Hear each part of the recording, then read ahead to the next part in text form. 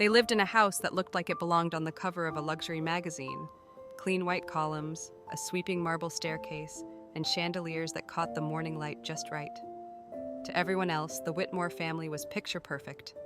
Caroline, the elegant socialite, Daniel, the stoic CEO, and their two precious children, Ivy and Noah.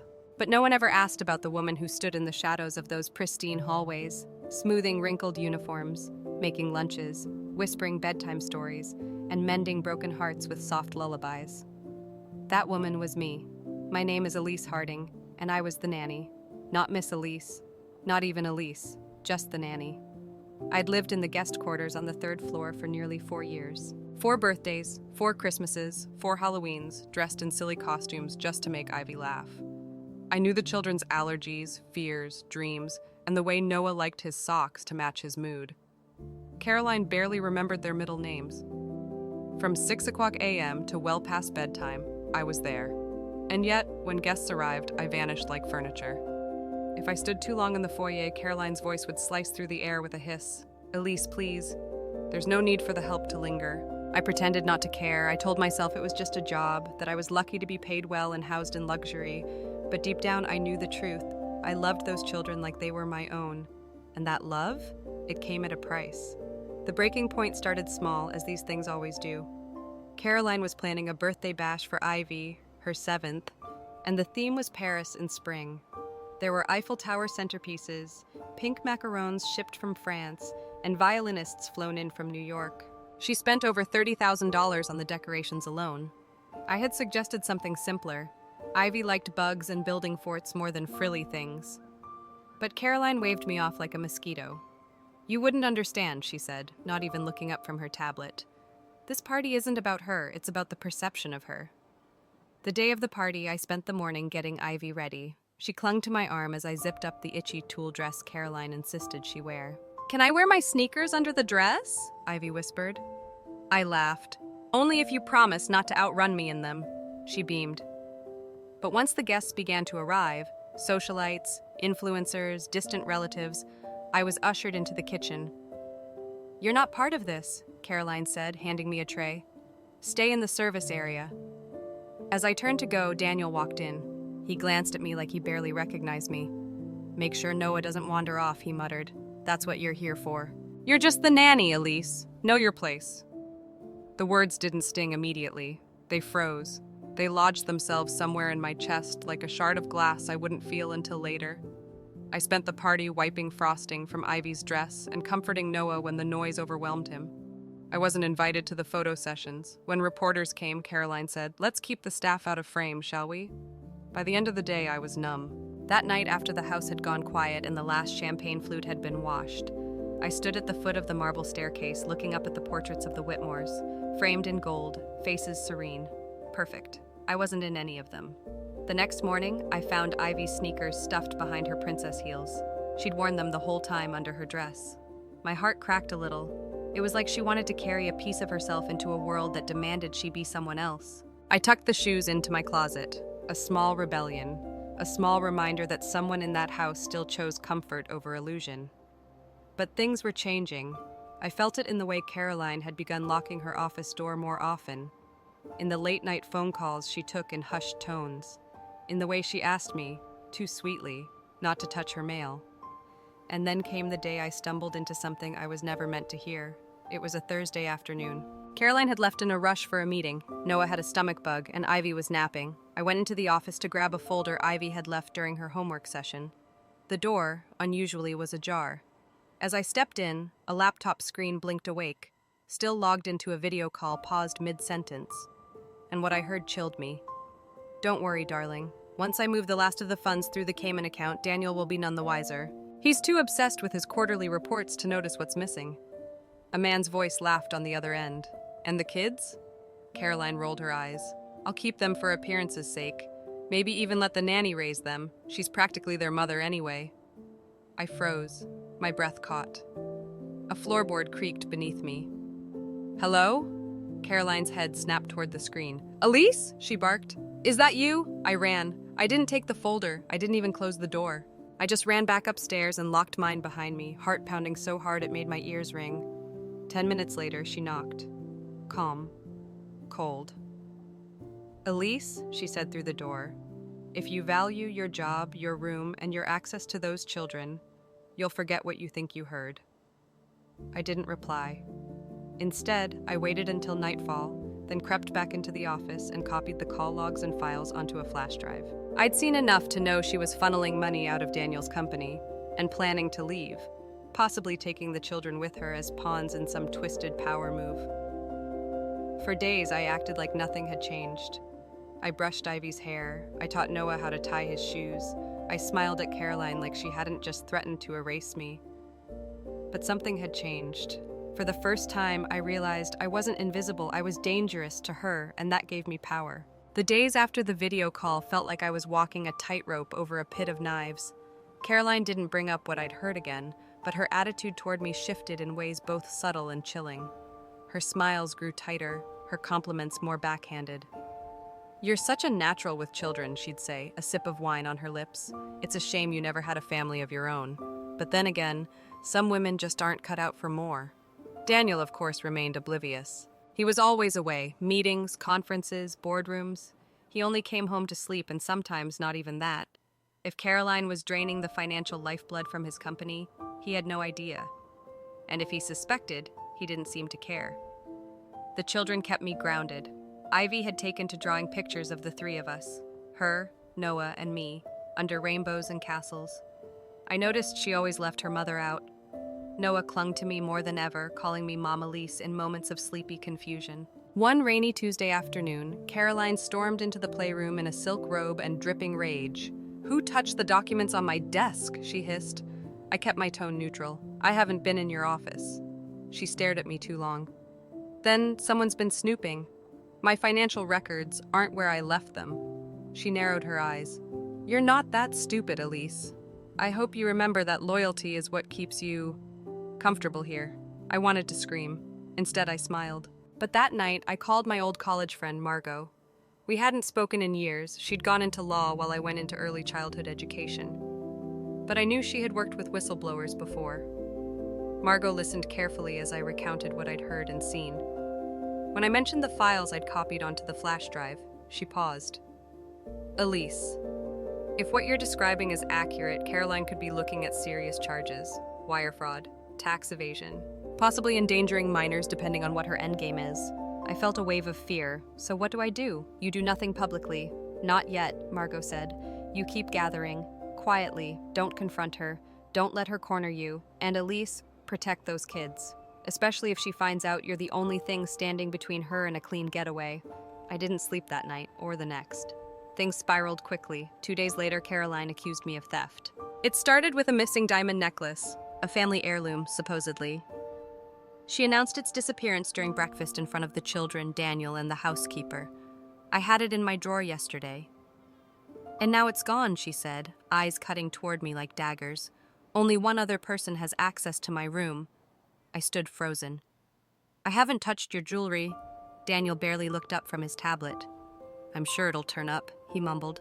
Caroline leaned in closer to me, her voice a serpent's whisper. "Maybe I should call the police, Elise, or maybe you'd rather pack your things and leave before I do." Noah started to cry. Ivy jumped up. "Elise didn't take anything. She's not a thief."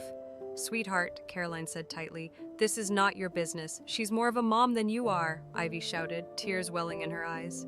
The room fell into stunned silence. Caroline's face twisted with something ugly. "That's enough," she snapped. "Both of you, go to your rooms."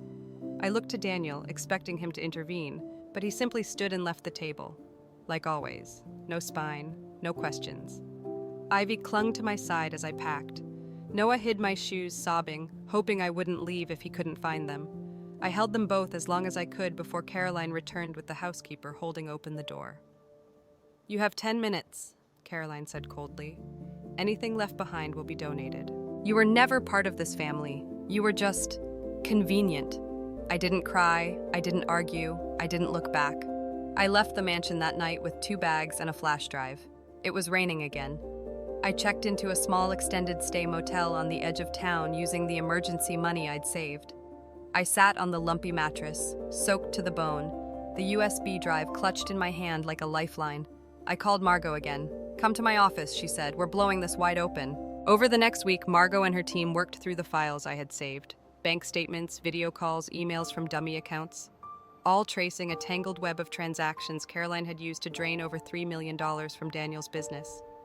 She was funneling it through overseas shell companies and laundering it through consulting fees to her lover, whose name appeared again and again under aliases. Then came the real bombshell, the birth certificate. Margot's paralegal discovered something strange about Noah's file when Elise had submitted a medical form months earlier for a school checkup. The original birth certificate had been amended. A DNA test had quietly been filed a year prior. Noah was not Daniel's biological son. Caroline had known. She had kept it secret. Quietly revised the documentation, used Daniel's insurance and status to protect herself. This, Margot said, holding up the final report, is not just fraud. This is nuclear. I sat in her office, shaking. What do I do with it? You give it to the right people.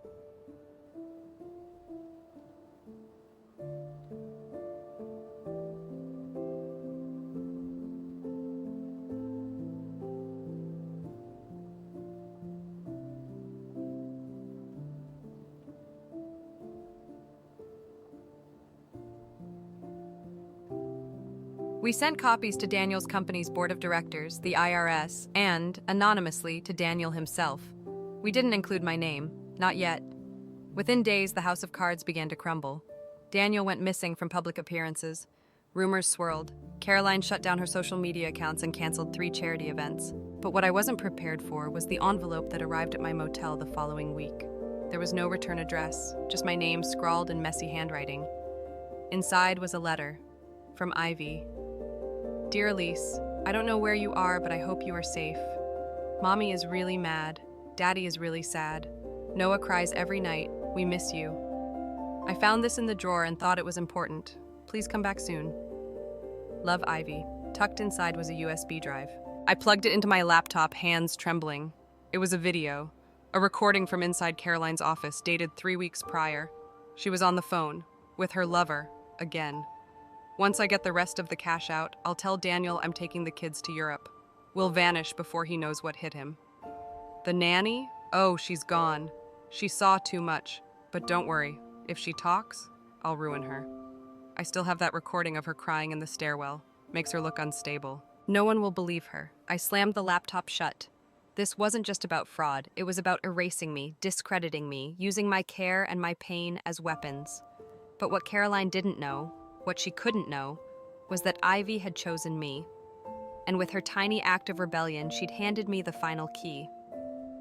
The morning after watching the USB recording, I sat in the motel's dingy breakfast area, my cup of stale coffee untouched. My hands were shaking, my mind whirling. Caroline had planned everything, right down to the narrative that I was unstable. She had recorded my most vulnerable moments, ready to weaponize them, her insurance policy. But the worst part? She was still in control of Ivy and Noah. I had protected them from scraped knees and scary dreams. I had bandaged their little hearts when their parents were too busy, too cold, too absent. And now I was gone. They were in that house with a woman who viewed them as accessories, bargaining chips. I called Margot. I'm done being quiet, I said. We take everything public. Margot didn't hesitate. We'll file the injunction and a protective order. It's time to expose her. By that afternoon, Margot had gathered enough evidence to request an emergency hearing. We filed for a formal investigation into Caroline Whitmore for financial fraud, child endangerment, and obstruction. The documents were filed under seal, but whispers were already beginning to leak. Caroline's perfectly curated image started cracking at the seams. But I wasn't ready for what happened next. 2 days before the scheduled court hearing, a black car pulled up outside my motel. I saw it from the window and froze. A man in a gray suit stepped out, carrying an envelope. I opened the door cautiously. Elise Harding? He asked. Yes. I'm here on behalf of Mr. Daniel Whitmore. He handed me the envelope and left without another word. Inside was a single-page letter, handwritten. Elise, I know now that I failed my children, and I failed you. Please meet me tomorrow at the Old Library Cafe, 10 a.m. I need to know everything. I believe you. Daniel Whitmore. For a moment, I couldn't breathe. The next day, I met Daniel for the first time in years without the buffer of Caroline or the kids. He looked older, thinner. He had dark circles under his eyes and the weight of guilt in his voice. I've been blind, he said, after I told him everything. I thought you were just part of the background. I met his eyes. That's the thing. I wasn't just part of the background. I was holding your family together while you looked the other way. He didn't flinch. I want to make it right, he said, and I want to keep my children safe. We agreed. He would file for full custody, and he would publicly support my claims, backing every document with his name. His lawyers, now completely severed from Caroline, joined forces with Margot to present the full scope of her betrayal. That was when Caroline snapped. 3 days later, she made her move. I was in Margot's office when I got a call from the motel desk. "There's a woman downstairs," the clerk said nervously. "She's demanding to speak with you, says she's your sister." My stomach dropped. I peeked through the blinds. It was Caroline. She was wearing sunglasses, heels, and a coat that looked like it cost more than my entire wardrobe. She stood in the lobby like a queen brought low, fury simmering beneath every graceful movement. "Let me talk to her," I told Margot. I walked down slowly, deliberately. Caroline spotted me, and the mask dropped. "You think you've won?" she hissed. "You think Daniel's going to just hand you his life? That you'll walk into my house and take my children?" I stared at her, unblinking. "You don't get it," I said softly. "They were never really yours. Ivy stopped calling you Mom months ago. And Noah, he calls me that now." Her face twisted. "You're trash," she spat. "An employee who got too comfortable." I stepped closer. I was never the help. I was the only one who cared. She laughed bitterly. "You want the truth? Noah was never Daniel's. He's nothing. And once I'm done with you in court, you'll be lucky to get a job walking dogs." I leaned in. "You just admitted Noah isn't Daniel's." On camera. Her eyes widened. I pointed to the small lapel pin on my sweater. Recorder. Margot had trained me well. Caroline lunged for me, fingers like claws, but the motel clerk and another guest pulled her back. She screamed threats as security arrived. I turned my back to her and walked away for the last time. The court hearing was set for Friday. The courtroom was packed with reporters, lawyers, and enough tension to suffocate a city block. Caroline arrived in a cream suit, surrounded by 3 attorneys. She acted like royalty despite the pending federal investigation. Daniel sat beside me. For once, we were aligned. When my name was called to testify, the courtroom hushed. I took the stand, calm, clear. The years of being silent, of being invisible, melted away with each word I spoke. I presented the USBs, the recordings, the financial documents. I explained the children's daily lives, their emotional neglect, Caroline's manipulations, her plan to flee the country. Then I played the recording from the motel. The room went still. "You want the truth? Noah was never Daniel's. He's nothing." Gasps, cameras clicking, Caroline's face turned white. When Margot revealed the forged DNA documents and evidence of offshore accounts, even the judge couldn't hide her disgust. Caroline's lawyers tried to argue coercion, that I had manipulated Caroline, that I had seduced Daniel, that I was an opportunist. Daniel stood up. For the first time ever, he raised his voice in public.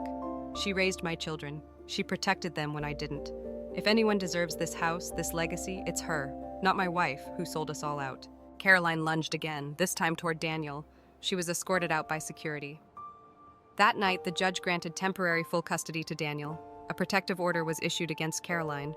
Investigations were opened into her finances. Her assets were frozen. Her passport flagged.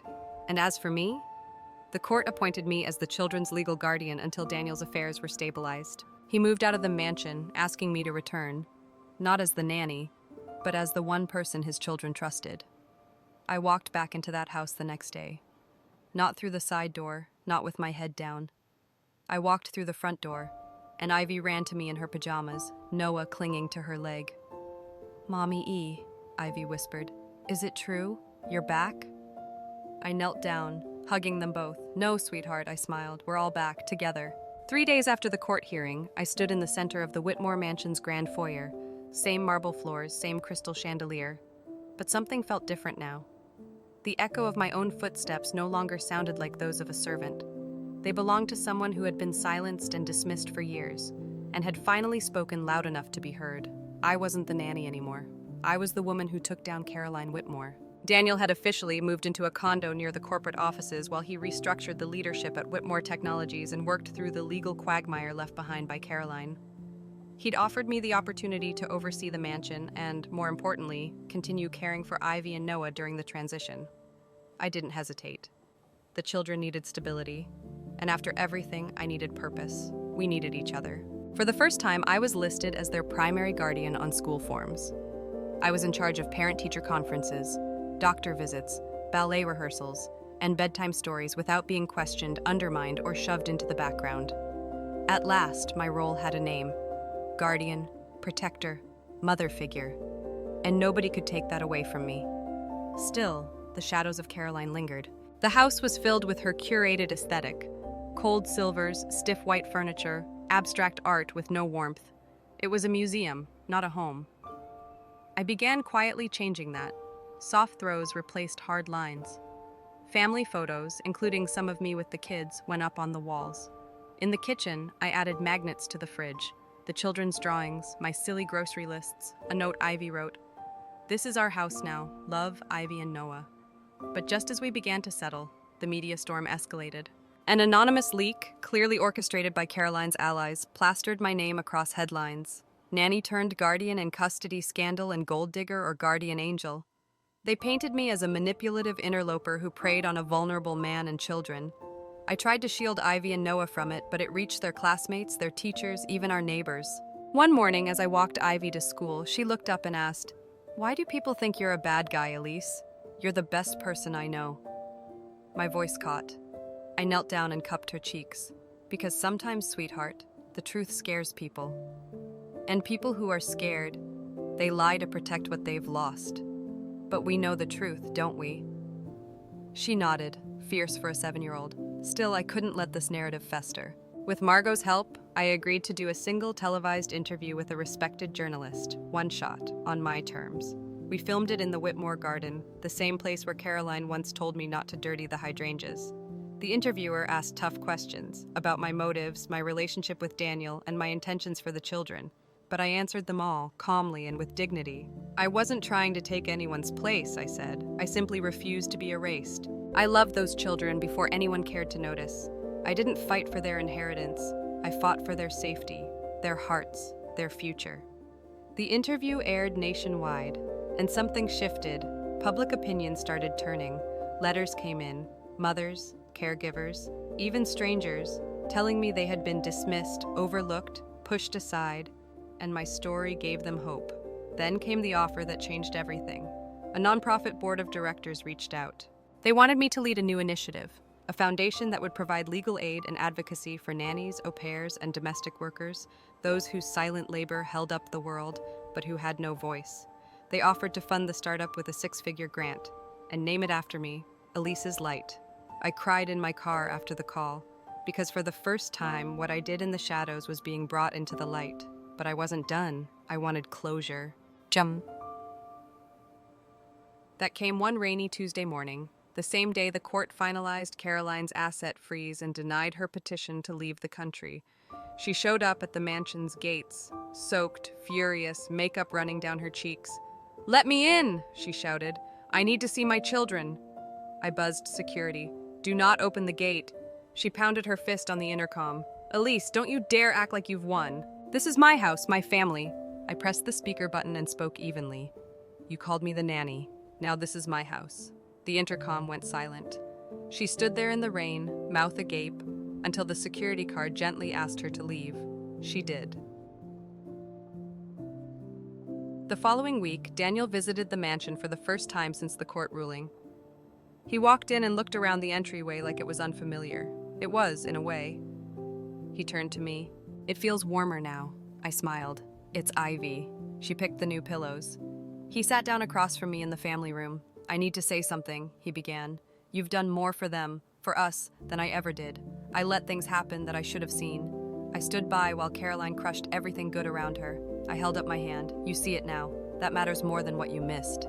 He reached into his coat and handed me an envelope. "I changed my will," he said. "You're in it. You're their legal guardian, and I've signed over this house. It's yours, outright." I stared at him, stunned. He continued, "I'm not doing this out of guilt. I'm doing it because it's what's right, because you were their real parent when we weren't."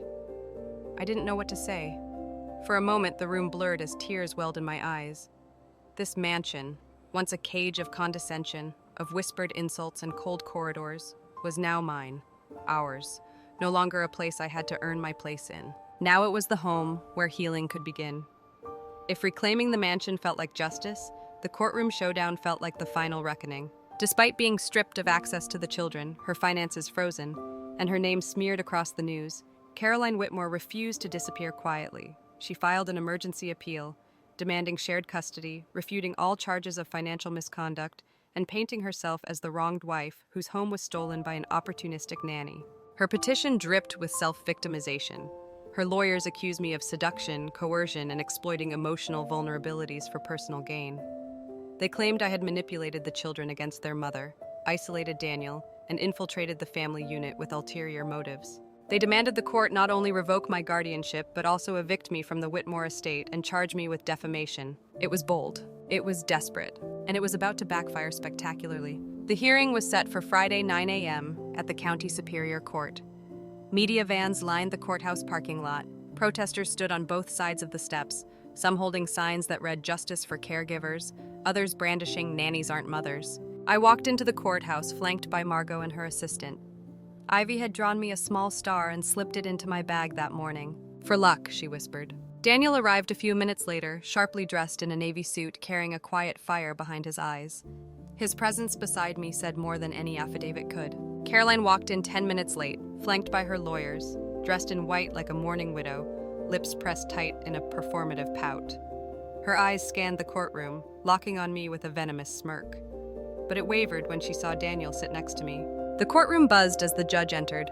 Her Honor Marilyn DeWitt, tough, pragmatic, with no time for theatrics. "Let's begin," she said.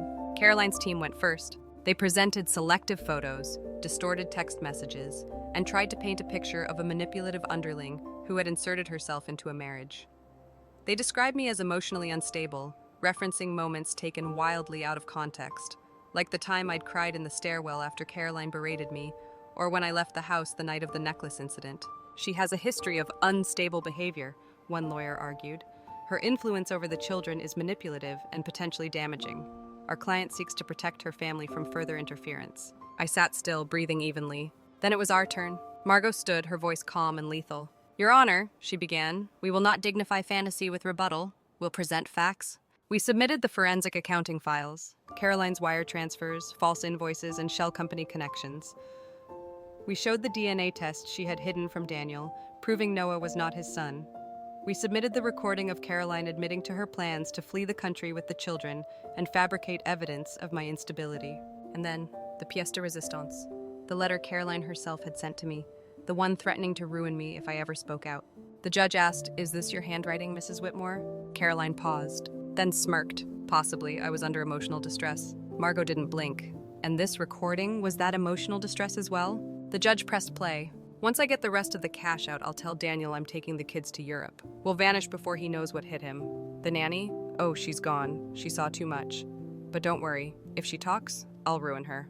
The courtroom gasped. Caroline turned red. One of her lawyers quietly put his pen down. The judge leaned forward. "Is that your voice, Mrs. Whitmore?" Caroline hesitated. "It sounds like me." Her Honor nodded. "It is you, verified by audio forensics." She then turned to Daniel. "Mr. Whitmore, do you support the continued guardianship of Ms. Harding?" He stood firm. "I do. She has been more of a parent to my children than their mother ever was. I trust her with their lives." The judge looked to me. "Ms. Harding, do you wish to respond to the accusations made against you?" I stood, my voice steady. I never wanted any of this. All I wanted was to keep Ivy and Noah safe, to love them the way every child deserves. I didn't fight Caroline to destroy her. I fought because I refused to let her destroy them. I am not their mother by blood, but I am their mother by choice, every single day. I sat down, my hands were shaking. The judge nodded slowly. "I've heard enough." After a tense 30-minute recess, we returned for the verdict. Her Honor's voice was clipped, final. "Having reviewed all evidence and testimony, this court finds no merit in Mrs. Whitmore's petition for custody or control of marital assets. The accusations against Ms. Harding are unfounded and appear to be part of a retaliatory campaign. In light of substantial evidence of fraud, manipulation, and endangerment, the court upholds Ms. Harding's guardianship and grants Mr. Whitmore full custody of both children. The Whitmore estate is to be transferred under joint legal management between Mr. Whitmore and Ms. Harding for the welfare of the children. As for Mrs. Whitmore, this court refers your financial case to the district attorney. You are remanded into custody pending further charges. Gasps filled the room. Caroline shot up. This is a setup. She's a liar. You'll all regret this. The bailiffs moved in. She screamed, clawing at the air as she was escorted out. This is my life, my house, my children. Her screams echoed down the corridor like a ghost refusing to fade. I closed my eyes. It was over. That night, I returned to the mansion with Ivy and Noah. Daniel stayed for dinner, our first real meal as something resembling a family. After the kids went to bed, I walked out onto the balcony, staring at the city lights. Daniel joined me quietly. You know, he said, you didn't just save the kids, you saved me. I looked at him, unsure of what to say. Thank you, he added, his voice raw. I nodded. I didn't do it for thanks. I know, he replied. That's why it meant everything. 2 months after the courtroom thunderstorm cleared, the mansion finally exhaled. The silence was no longer tense or suffocating. It was peaceful. There were no sharp heels clicking across marble at odd hours, no raised voices behind closed doors, no children shrinking into corners to avoid being too loud. What was once Caroline's curated ice palace had softened into something warmer, gentler, and, most importantly, real. Ivy had started humming again. Noah stopped flinching when someone raised their voice. Their laughter returned, light, unscripted, and unafraid. And me? I was no longer the nanny. I was something I never expected to be. A homeowner, a guardian, a voice. A few weeks after the verdict, Daniel officially signed over the deed to the Whitmore estate. Not a loan, not a gesture of guilt, but a gift of gratitude, stability, and recognition. It came with a note handwritten in his firm, careful script. This place was never a home until you walked through its doors. It belongs to you now. Make it yours. Daniel, I stared at that letter for nearly an hour before folding it gently and tucking it into the lockbox beside Ivy's first crayon drawings and Noah's I love you more than pancakes note. My first official act as the legal homeowner? I took down Caroline's portrait from the grand staircase wall and replaced it with a candid photo of Ivy and Noah in the garden, muddy, laughing, their faces radiant. And beneath it, a small plaque. This is what home looks like. But even as the dust settled, there was one more battle I hadn't yet waged. One for all the women like me who had been used, overlooked, and discarded without a second thought. Elise's Light, the non-profit advocacy group I'd been offered to lead, had gained unexpected traction. Our story had gone viral, thanks to the televised court footage and my one raw interview. Messages poured in from across the country. I was a nanny for 5 years. When the husband got sick, I stayed to take care of him. The wife fired me the next week. My sister gave her life to raising someone else's children. When she got cancer, they didn't even visit. I didn't even realize I was being emotionally abused until I watched what you went through. The stories poured in like rain, and they broke something open in me. I wasn't just fighting for Ivy and Noah anymore. I was fighting for every caregiver whose invisible work had held up families that never saw them as human. So I said yes. I signed the papers, became the executive director of Elise's Light, and began building a team: lawyers, social workers, counselors, and volunteers. We created hotlines for domestic workers. We developed legal workshops and support groups. We partnered with legal clinics to help women escape exploitative contracts. And every time someone asked why I was doing it, I said the same thing. Because they called me just the nanny. And I wasn't. Neither is she. Neither are you. Chapoon. One evening, I stood in the new headquarters of Elise's Light, an old brownstone donated by a supporter moved by our mission, watching the sun set through tall windows. The kids were at piano lessons. Daniel had just left after helping me organize our first benefit gala. He'd been more present lately, more engaged with the kids and, if I was being honest, with me. We were slowly learning how to talk as equals, two people who had been wrecked and rebuilt by the same storm. He'd offered to take me out to dinner to celebrate the nonprofit's launch, just dinner. But the way he looked at me when I said yes told me something else. Something slow-burning, cautious, and unspoken. Neither of us rushed. For once, I was letting life unfold instead of sprinting to survive it. I walked to the mirror in the office restroom, newly installed, bright lights reflecting back a woman I almost didn't recognize. My hair was a little longer, my posture a little taller, my eyes clearer. There was no weariness left in my shoulders, no fear behind my smile. Just me, Elise Harding, guardian, founder, survivor. Back at home, I tucked Ivy and Noah into bed. Will Caroline ever come back? Ivy asked one night, voice quiet. I sat beside her and brushed her hair behind her ear. Maybe someday, but not now. Not until it's safe. And that's not up to me. That's up to her. Would you let her in? I hesitated, then shook my head. Not if she's still the same person. This house is a safe place now. We don't let people back in who tried to break it. Ivy nodded. Okay. Noah rolled over and asked, Are you my real mommy now? I felt tears sting. I'm not the mommy who gave birth to you, I whispered. But I'm the mommy who stayed, the one who won't ever leave. He grinned sleepily. Good, you're better than the other one.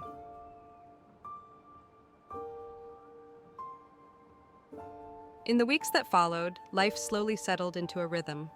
I hosted a neighborhood dinner in the mansion's courtyard, inviting other domestic workers and single mothers. I partnered with local schools to offer scholarships for childcare workers pursuing education. Ivy joined the school newspaper and wrote an article titled, The Woman Who Saved My Family. And then one night, as I was locking up the headquarters, I found a letter in the mail slot. No return address. Inside, the handwriting was familiar. You destroyed me. They were mine. The house, the life, everything. Enjoy it while it lasts. People like you always fall. I'll be watching.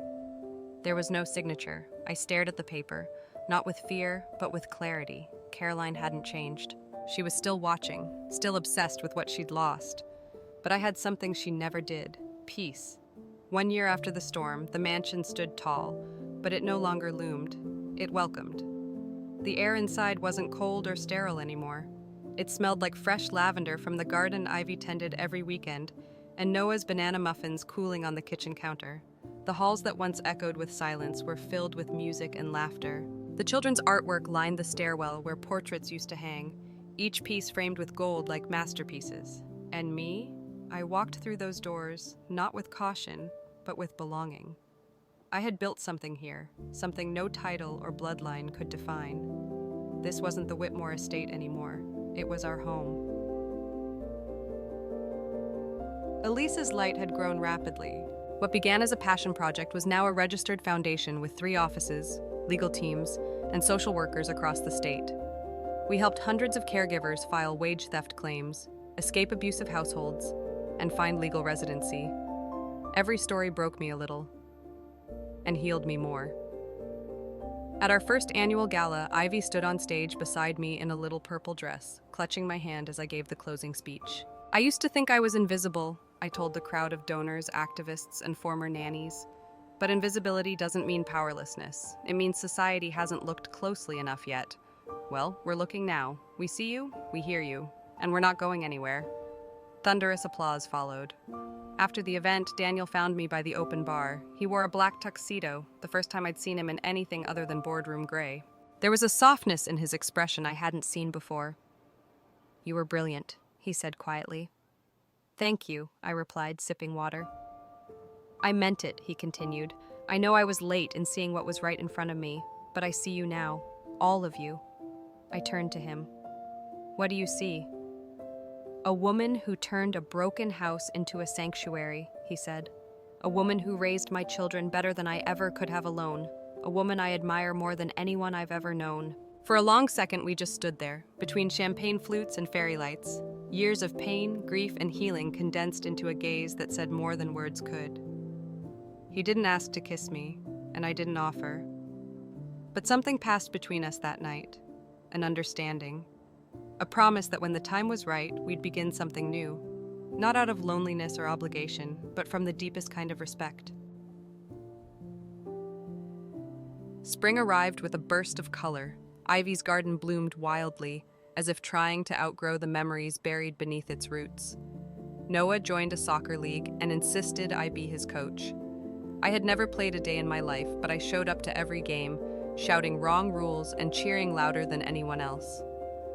One afternoon, I found a small envelope taped to my bedroom door. I opened it. Dear Elise, I'm 9 now, so I can say this like a big kid. You're my real mom, not because of blood, but because you love me every day. Thank you for choosing us. Love, Ivy. I sat on the bed and cried. Not from pain this time, from joy. And then came the visit I'd always known was inevitable. One late afternoon, as I was preparing dinner, the security intercom buzzed. It was Caroline. Her hair was darker, her face thinner. She wore civilian clothes, not the designer armor I once knew.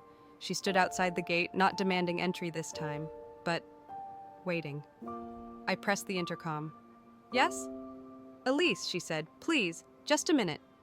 I paused, then buzzed her in.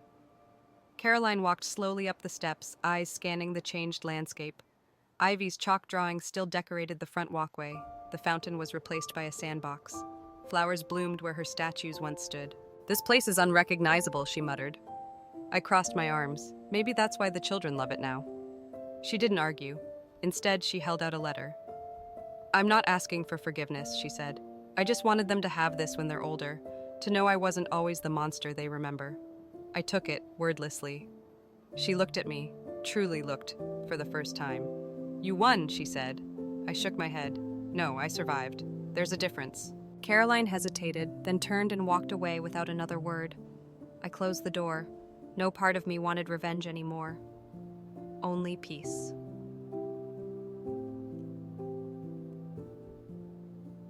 That summer, Ivy turned 10.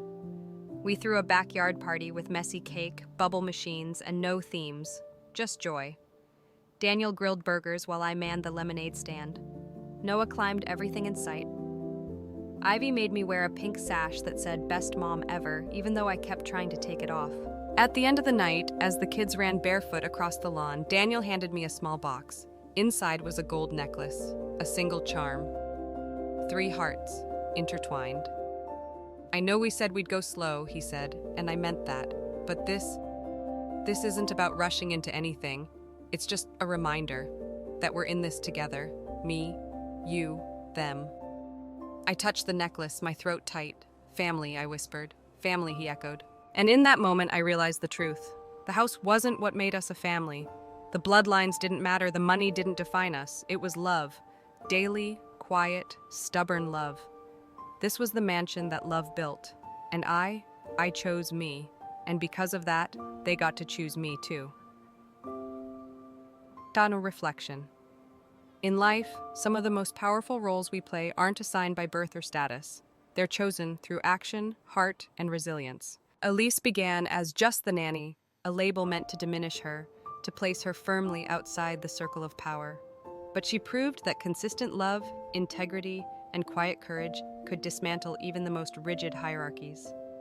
This story reminds us that worth is not dictated by titles or how others label us, but by how we show up when it matters most. In a world that often overlooks the ones in the background, it is those very people who often hold everything together. The moment we stop asking for permission to belong and instead stand in the truth of who we are is the moment we reclaim our power. Elise didn't steal a mansion, she earned a home, and in choosing herself, she made space for a family to thrive, not through control or legacy, but through love.